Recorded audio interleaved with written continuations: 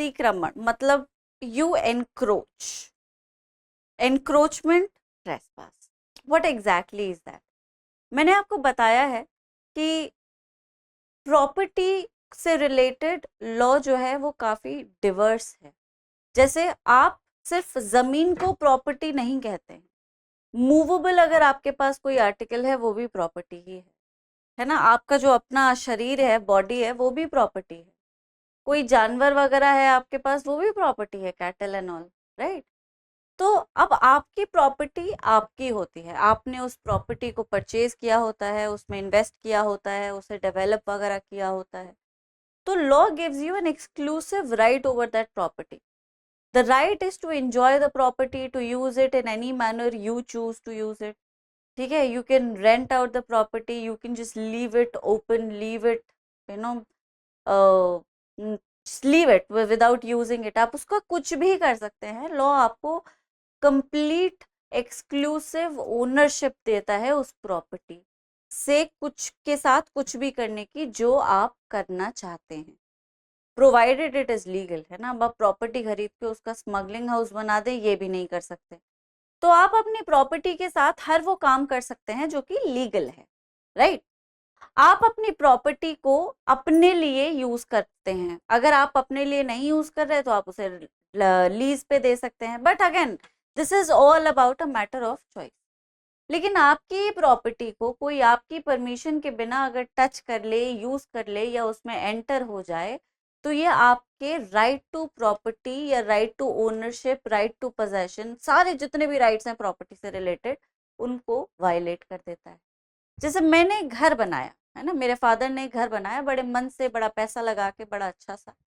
अब वो घर हमारे लिए है, it is for our convenience, हमारी शेल्टर है वो, हमारे सर की छत है वो, उसमें हम जैसे चाहे रह सकते हैं। अगर उसमें लेट्स से कि कोई अजनबी यूं ही घुसा चला आता है और सोफे पे आके बैठ जाता है, किचन से पानी ले लेता है, फ्रिज से खाना निकाल लेता है, तो क्या वो उसका ये करना सही है? नहीं, बिल्कुल भी नहीं। क्यों नहीं कर सकता? क्योंकि भाई there are systems in place, there is a legal arrangement in place जो आपको आपकी प्रॉपर्टी पर कंप्लीट ओनरशिप देता है। और इस ओनरशिप का मतलब है कि सिवाय आपके उस चीज को और कोई इस्तेमाल नहीं करेगा जब तक कि आप उसे, उस चीज को इस्तेमाल करने के लिए नहीं देते। ठीक है, तो आपकी परमिशन जो है वो यहाँ इंपेरेटिव है। Unless you consent to consent somebody to use your property, one cannot use or even touch your property without your permission। और अगर कोई ऐसा कर देता है, कोई आपके कंसेंट के बिना, आपकी मर्जी के बिना, आपकी जानकारी के बिना आपकी प्रॉपर्टी को टच कर लेता है, उसमें घुस जाता है, उसे इस्तेमाल कर लेता है, तो उसने आपके राइट को वायलेट किया है। और इस वायलेशन को, इस पर्टिकुलर टॉर्ट को हम कहते हैं ट्रेसपास। ठीक है, अतिक्रमण। अब ट्रेसपास जो है, like I said, is a right related to property. आप ट्रेसपास प्रॉपर्टी के कॉन्टेक्स्ट में ही समझते हैं, और प्रॉपर्टी के वेरियस नुआंसेस हैं, बहुत सारे मीनिंग्स हैं।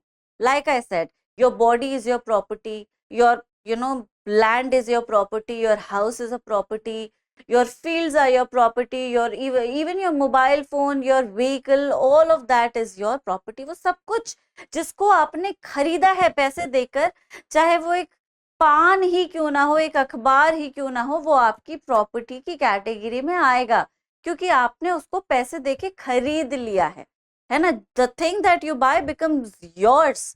इसलिए स्लेवरी को हटाया गया, क्योंकि वो इंसान भी जो खरीद जाता था या बिक जाता था, वो पूरी तरह से अपनी इंडिविजुअलिटी, आइडेंटिटी, सब कुछ खो देता था, वो मालिक का हो जाता। ठीक है, तो मालिक अपनी प्रॉपर्टी को जैसे चाहे यूज कर सकता था। That is the reason why slavery had to end, because human beings were reduced to property, है ना। अच्छा, बॉडी अगर आपकी प्रॉपर्टी है, तो आपकी बॉडी को आपकी मर्जी के बिना कोई टच कर ले, ये ट्रेसपास है ना। टच कर ले, हाँ, ट्रेसपास है।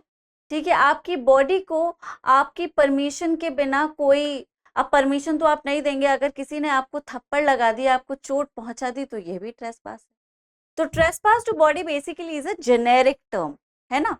इस ट्रेसपास टू बॉडी में दो तरह के टॉर्ट्स आते हैं, एक है असॉल्ट और एक है बैटरी।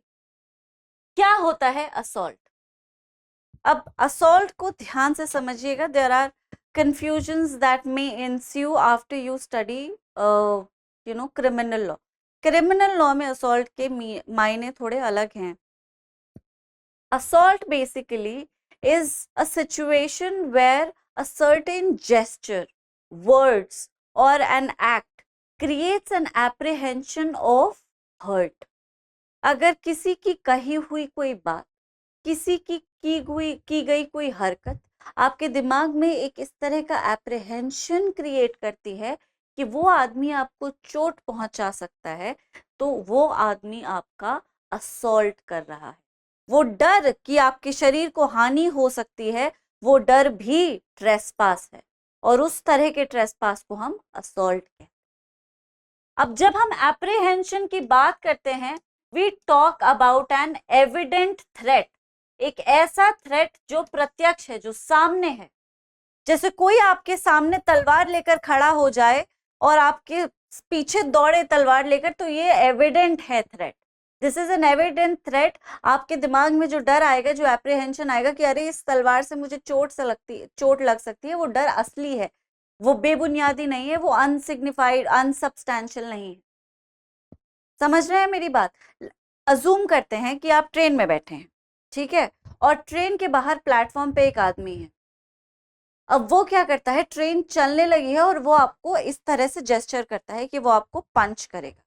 अब आप मुझे बताइए कि क्या ये जो जेस्चर है ये असॉल्ट की कैटेगरी में आया? ये असॉल्ट नहीं. क्यों? क्योंकि ये थ्रेट एग्जीक्यूट नहीं किया जा सकता. सोचने वाली बात है. ट्रेन चल रही है, प्लेटफॉर्म पे एक आदमी खड़ा हुआ आपको पंच का इशारा कर रहा है, तो क्या वो पंच मार देगा? कैसे मारेगा? ठीक है, हम एक एक्चुअल यूनिवर्स में, उस यूनिवर्स में रहते हैं जहाँ पे जादू या इस तरह की चीजें नहीं हो सकती. इस यूनिवर्स में आदमी का सामने होना जरूरी है, एक सर्टेन प्रॉक्सिमिटी जरूरी है, ठीक है, कि वो आपको हिट कर सके. 50 किलोमीटर दूर से कोई आपको हिट नहीं कर सकता, राइट? तो ये जो एप्रीहेंशन या ये जो जेस्चर है, ये असॉल्ट नहीं है. क्यों? क्योंकि ये एग्जीक्यूटेबल नहीं. तो असॉल्ट का एक जो मेजर फीचर होता है, वो होता है execution. The threat that you are getting, is it executionable? Can it be executed? क्या वो कैरी आउट की जा सकती है? क्या वो थ्रेट रियल है? क्या आपका डर असली है? क्या वाकई वो आदमी जो आपको धमकी दे रहा है हिट करने की, वो आपको हिट कर पाएगा या कर सकता है? क्या उसने इस तरह की कोई हरकत की है कि आपको चोट लगेगी, इस चीज का आपको यकीन हो गया है? जब तक कि ये सारी चीजें कंफर्म नहीं हो जाती, उस एक्शन को हम असॉल्ट की कैटेगरी में नहीं ला सकते. ठीक है, इसको इस एग्जाम्पल से अच्छे से समझिएगा. Let's say a person is coming back from office.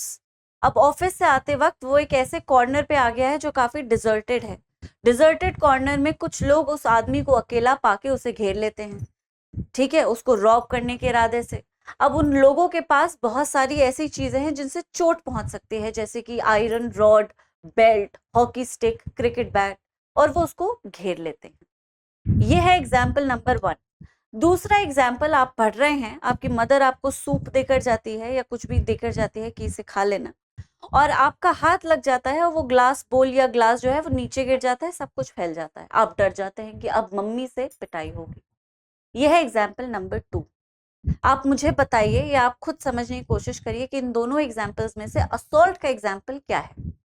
पहला वाला असॉल्ट है. तो फर्स्ट, पहला वाला थ्रेट रियल है.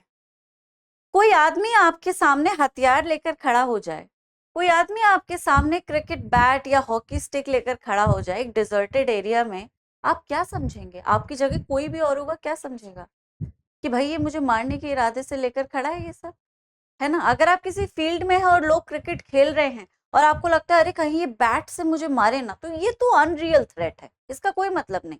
लेकिन अगर कोई आदमी चल के कॉन्शियसली आपके सामने आता है, carrying something which has the potential of hurting you, then the threat may become real. यहाँ पे आपको चोट लगने के चांसेस बहुत हाई हैं. जब तक कि आप अपने आप को प्रोटेक्ट ना करें, ये प्रोबेबिलिटी हाई है कि आपको चोट लग ही जाएगी. ठीक है. So assault is basically a situation where you actually perceive that you might get hurt. जब आपको एक पोटेंशियल रिस्क का या पोटेंशियल हार्म का बहुत अच्छे से अंदाजा लग जाता है।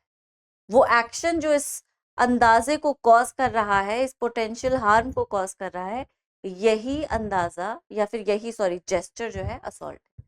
मतलब अगर कोई ऐसे आपको हाथ उठाता है मारने के लिए तो ये असॉल्ट है, ठीक है, क्योंकि इससे आप क्या समझेंगे कि भाई आपको थप्पड़ पड़ने वाला है।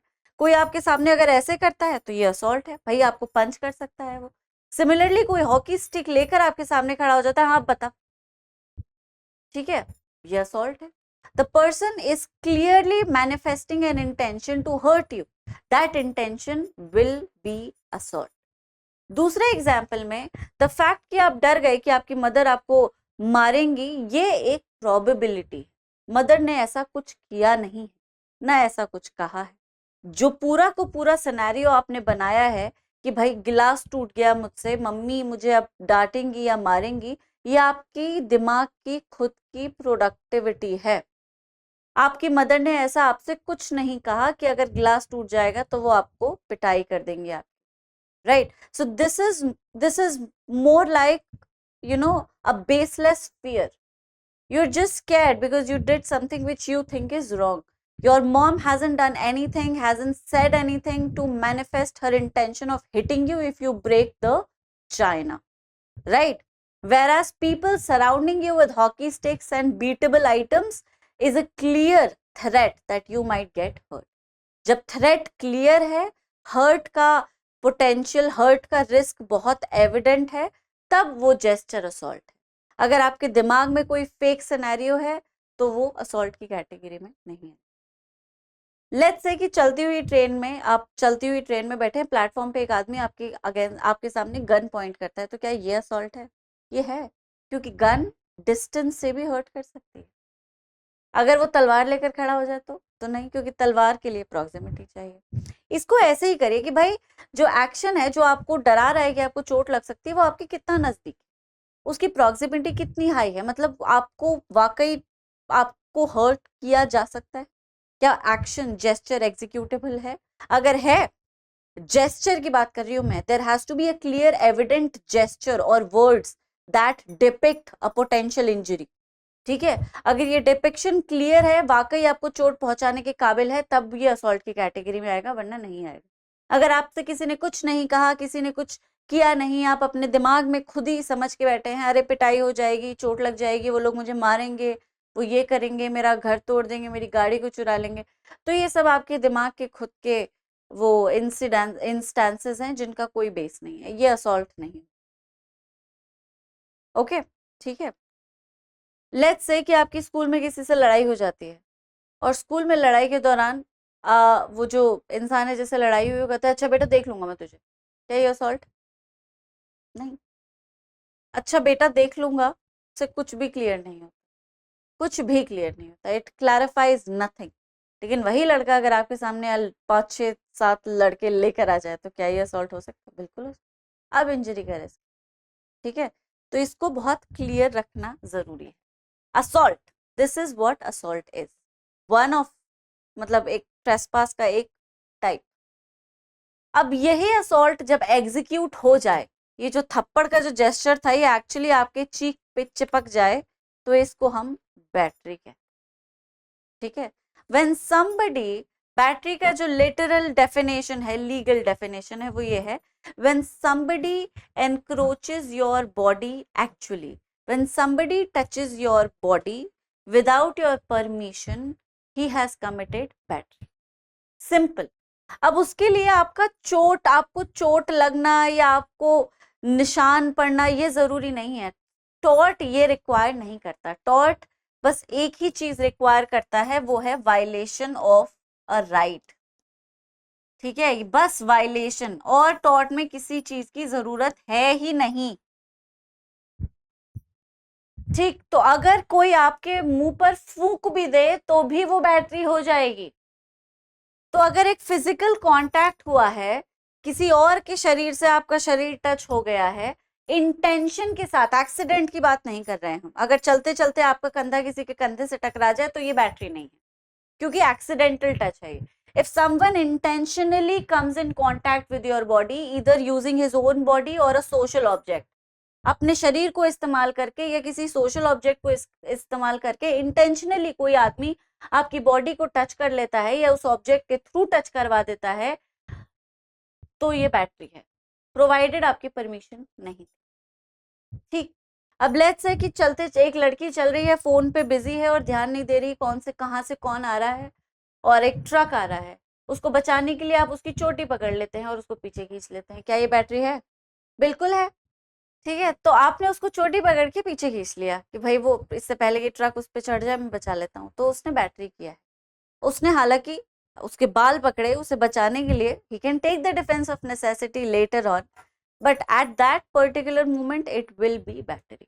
बैटरी में फिजिकल कांटेक्ट कंपलसरी है। ये फिजिकल कांटेक्ट इंटेंशन से हुआ, पहले तो आपने जानबूझ के टच किया, ठीक है, आपकी इंटेंशन थी छूने की, ओके। अब वो इंटेंशन अच्छी थी या बुरी वो बाद में डिसाइड होगा। टॉर्ट में इंटेंशन का कोई रोल ही नहीं है। टॉर्ट में बस वायलेशन, गलती से भी अगर तुमसे राइट वायलेट हो जाता है तो टॉर्शियस लाइबिलिटी आ जाती है, okay. Tort law does not require anything, does not require anything accept may be defamation, जिसमें इंटेंशन की जरूरत है थोड़ी बहुत। बाकी किसी टॉर्ट में इंटेंशन की जरूरत ज्यादा कुछ खास नहीं, ओके।